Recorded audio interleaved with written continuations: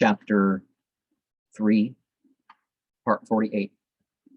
A party of butchers had purchased a heifer and were leading her away to be slaughtered when she broke loose from them and ran away, a crowd following and shouting after her, so that she becomes furious and none could pass near her.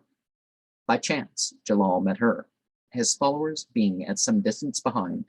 On beholding him, the heifer became calm and quiet, came gently towards him, and then stood still as though communing with him mutely, heart to heart, as is the wont with saints. And as though pleading for her life, Jalal patted and caressed her. The butchers now came up. Jalal begged of them the animal's life, as having placed herself under his protection. They gave their consent and let her go free.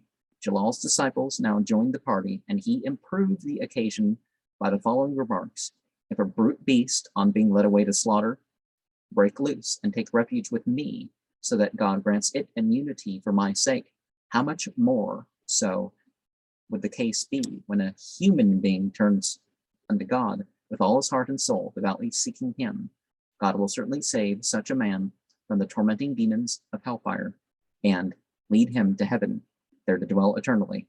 Those words caused such joy and gladness among the disciples that a musical festival with dancing at once commenced and was carried on into the night. Alms and clothing were distributed to the poor singers of the chorus. It is related that the heifer was never seen again in the meadows of Panya.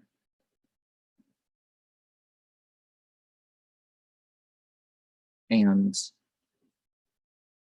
sometimes the animal or whatever is there.